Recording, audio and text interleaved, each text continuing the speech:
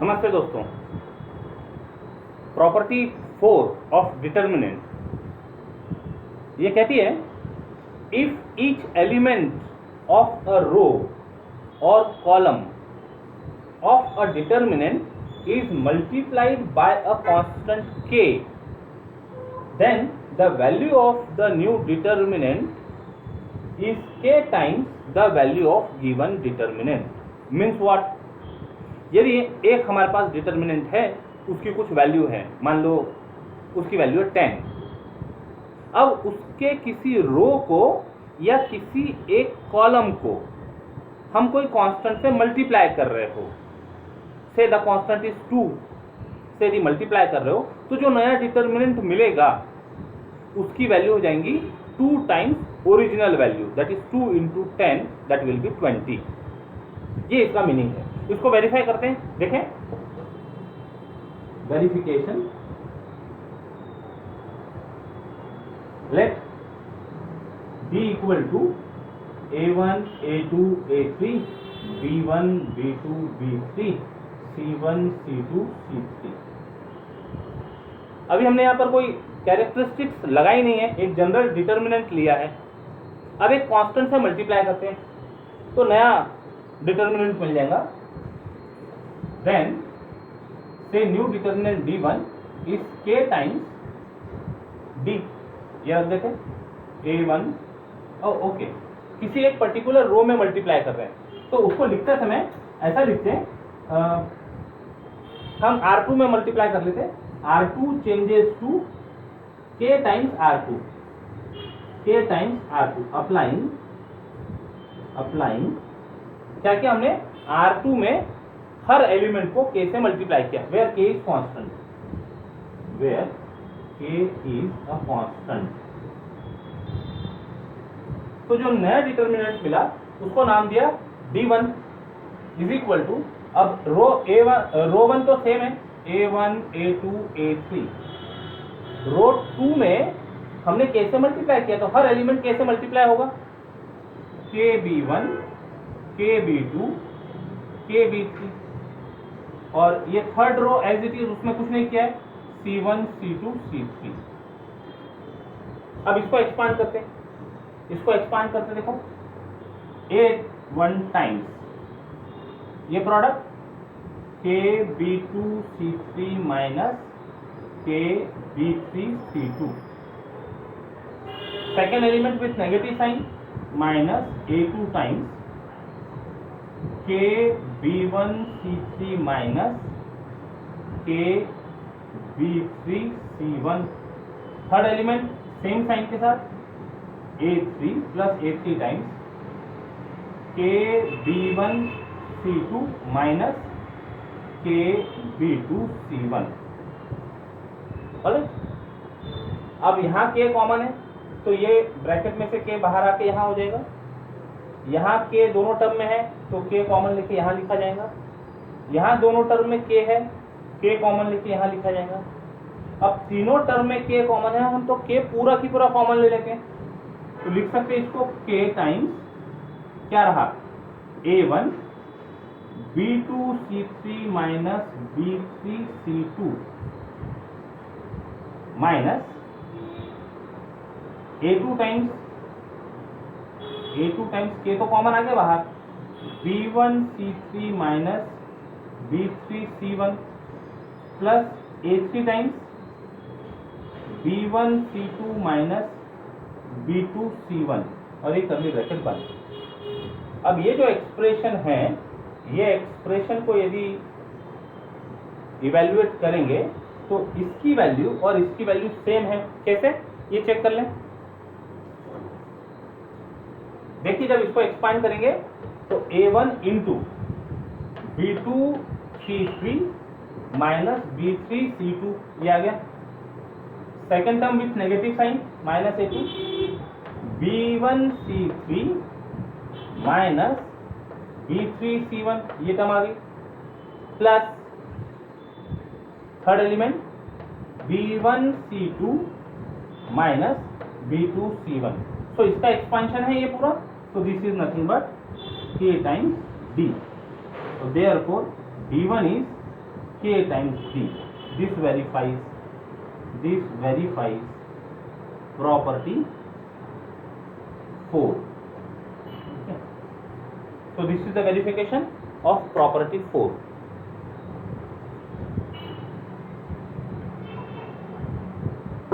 Now with this property we can conclude that, कुछ important observation, यदि किसी रो या कॉलम में कोई कांस्टेंट कॉमन हो तो वो कॉमन कांस्टेंट को बाहर लिया जा सकता है,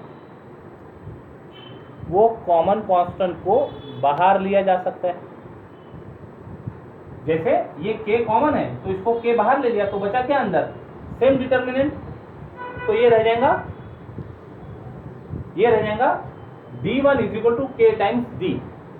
ओके, तो ये जो एक जो ऑब्जर्वेशन है इसको हम प्रॉब्लम के थ्रू एक्सप्लेन करते हैं। ये काफी इंपॉर्टेंट ऑब्जर्वेशन है। चलिए इसको रब कर देते हैं।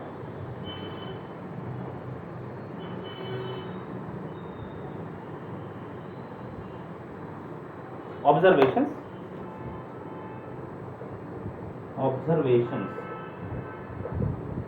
Number 1,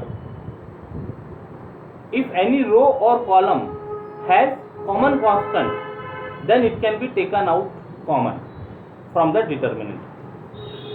If any row or column has a common constant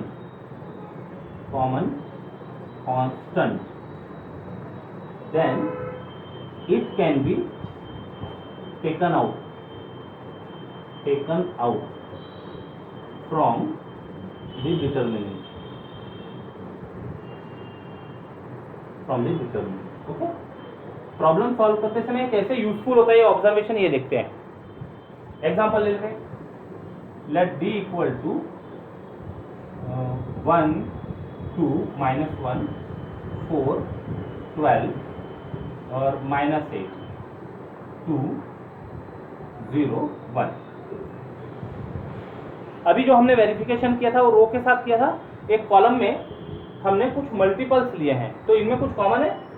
4 1 जा 4, 4 3 जा 12 और 4 इंटू -2 इज -8। तो 4 ये तीनों नंबर में, तीनों एलिमेंट में कॉमन है। तो ये जो प्रॉपर्टी है, ये प्रॉपर्टी हमको ये ऑब्जर्वेशन दे रही है कि कॉमन यदि किसी कॉलम में या रो में हो तो उसको बाहर लिया जा सकता है। तो यहाँ से अब 4 बाहर ले लेते हैं, तो दिस विल बी 4 बाहर। ये तो एज इट इज है 1 2 -1। अब यहाँ ले जाएगा 1। इसको है ना लिखने का और एक और तरीका देख के फिर सॉल्व कर लो। पहला प्रॉब्लम है 1 2 -1, this is 4 into 1 4 into 3 4 into -2 2 0 1। अब दिख रहा है 4 कॉमन है सब में, तो ये जो कॉमन है ये बाहर आ सकता है। 4 बाहर आ गया। 1 2 -1 1 3 -2 2 0 1। अब ये नंबर छोटे हो गए, अब इसको एक्सपांड किया जा सकता है। एक्सपांड इसको भी कर सकते थे, लेकिन यहाँ नंबर्स बड़े हैं तो कैलकुलेशन में थोड़ा सा वक्त ज़्यादा लग सकता है। लेकिन यदि प्रॉपर्टी अप्लाई की तो कॉमन बाहर ले लिया, अब नंबर छोटे छोटे हो गए। अब इसको एक्सपांड कर लेते हैं।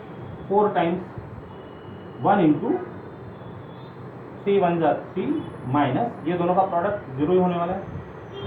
नेगेटिव साइन के साथ मिडल टर्म -1 इंटू 2 1 जा 2 माइनस, ये दोनों का प्रोडक्ट 0 होने वाला है।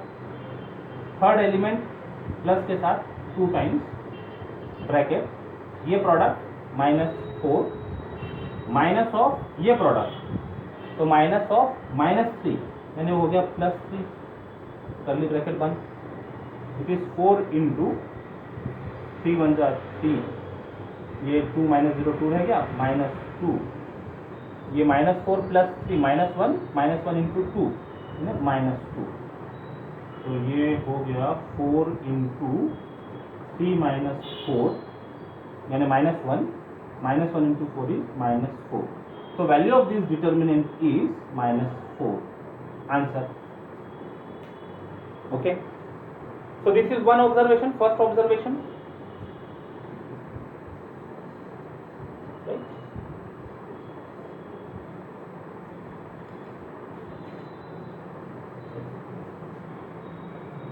एक और ऑब्जर्वेशन यहां देखते हैं, यदि कोई दो रोज और कॉलम्स कुछ प्रपोर्शन में हो, तो पहले हम एग्जांपल में उसको डिस्कस करते हैं और फिर बाद में यहाँ पर वर्ड्स में उसको मेंशन कर देंगे। तो क्या होता है, देखो ये तो 4 के मल्टीपल्स में लिया हमने, ये 4 के मल्टीपल्स में लिया। यदि मान लो हम यहाँ पर एलिमेंट्स लें,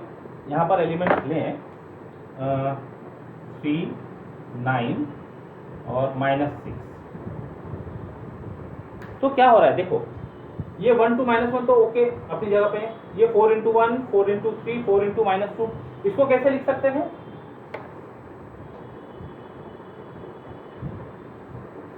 इसको कैसे लिख सकते हैं, थर्ड कॉलम को 3 into 1, 3 into 3 और 3 into -2, राइट।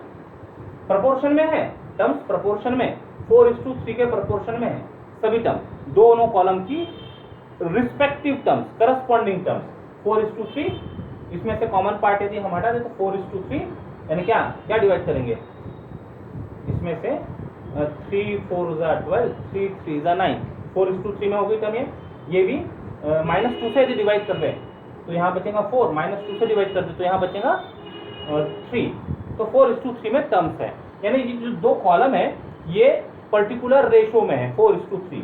तो क्या होगा, अभी जो हमने ऑब्जर्वेशन देखा तो ये 4 इस कॉलम में से बाहर होगा, 4 इस कॉलम में से बाहर हो गया, राइट। 1 2 -1, यहाँ बचा 1 3 -2, और इसमें से 3 यहाँ पर भी कांस्टेंट कॉमन है, तो ये कॉलम में से 3 बाहर हो गया इंटू 3, तो यहाँ बच गया 1 3 -2।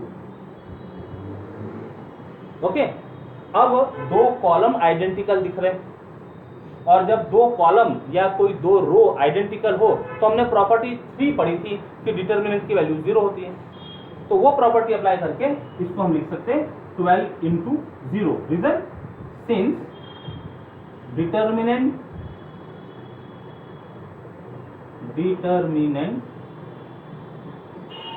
having identical row oblique column has value 0, property 3, तो answer is 0।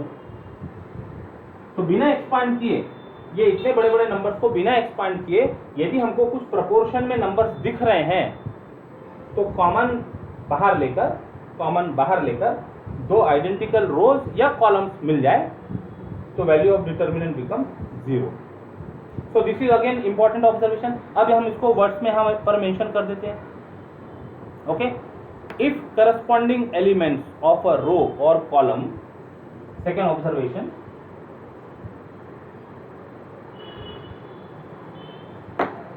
if the corresponding, या इसको ऐसा बोल देते हैं ना, if any two rows or columns, if any two rows or columns are in a ratio, मतलब उनके करस्पॉन्डिंग एलिमेंट्स की बात हो रही है। हाँ, इफ एनी टू रोज और columns are in a ratio, then the value of determinant is 0। तो प्रॉब्लम सॉल्व करते समय ये दो ऑब्जर्वेशन प्रॉपर्टी 4 पर बेस्ड इंपॉर्टेंट है, और ये ऑब्जर्वेशन के लिए प्रॉपर्टी 4 तो लगी हमको, साथ साथ में प्रॉपर्टी 3 भी हमको यूज करनी पड़ी। टू आइडेंटिकल रोज या कॉलम्स होने से डिटर्मिनेंट की वैल्यू 0 होती है। ठीक है, अब इसको कंप्लीट कर लीजिएगा ये ऑब्जर्वेशन के साथ ये एग्जांपल।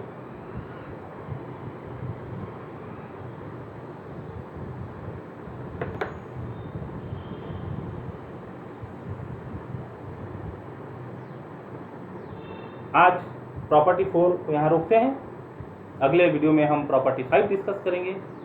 तब तक के लिए जय गणित।